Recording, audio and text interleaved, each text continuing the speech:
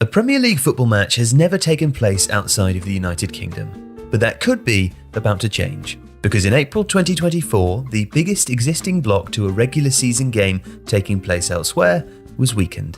And the result of this is that we could see Premier League games staged in the United States of America in the future. This is why. 8th of April 2024, a resolution filed in a US district court in Manhattan revealed the New York City-based event promoter, Relevant Sports, would drop FIFA as a defendant in its antitrust lawsuit against FIFA and the US Soccer Federation. Relevant Sports was founded by the billionaire Stephen Ross, who's also the owner of the NFL team Miami Dolphins. Relevant has developed close ties with many of Europe's foremost clubs, and for over a decade it's organised exhibition matches in the US. In 2018, they sought to bring a La Liga fixture between Barcelona and Girona to Miami. Later that year, the FIFA Council issued a directive blocking the idea, saying that official domestic games must be staged in the league's home territory. The following year, Relevant then sought to play an Ecuadorian domestic fixture in Miami, only for US Soccer, whose approval would be needed as the federation of the territory where the game was proposed, to deny the application and cite the previous FIFA directive.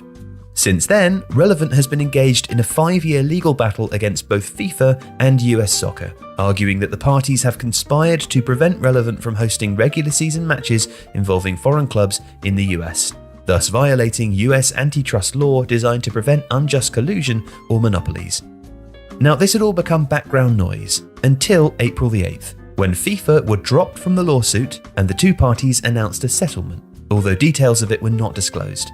It's not clear why FIFA has elected to rethink the matter now, but the US is currently a priority market for them, with a Men's World Cup slated for 2026. Before that, the US will host the Copa America this summer, and FIFA's inaugural Summer Club World Cup tournament in the summer of 2025. FIFA has forecast that it will drive revenues of $11 billion for the cycle through to the Men's World Cup in 2026. And interestingly, the European Super League affair has indirectly influenced Relevant's dispute with FIFA. This is because the European Court of Justice passed a landmark ruling in December 2023, which said that FIFA and UEFA's rules, which require their pre-authorization for a potential Super League, were unlawful.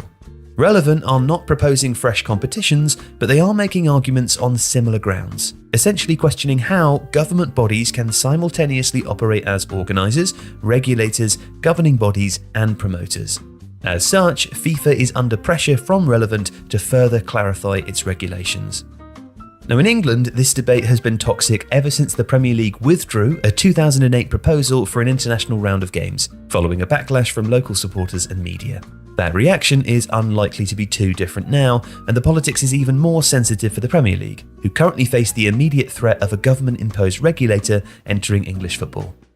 Nevertheless, broadcast deals internationally have now overtaken the Premier League's domestic rights deal, which opens questions about whether the global supporter merits greater access to meaningful action. Last summer, Chelsea, Newcastle, Brighton, Brentford, Fulham and Villa played in a new Premier League Summer Series tournament, selling out 3 matches and selling 270,000 tickets across the board. The Premier League also now has an office in New York City. Its 2021 television deal with NBC is worth $2.7 billion until 2028, more than double the previous auction. One executive with experience of promoting European exhibition matches in the US told The Athletic, "If Liverpool played Manchester United in the US in any major market, in a regular season match, it would be like the Super Bowl. You could charge whatever. The potential is endless."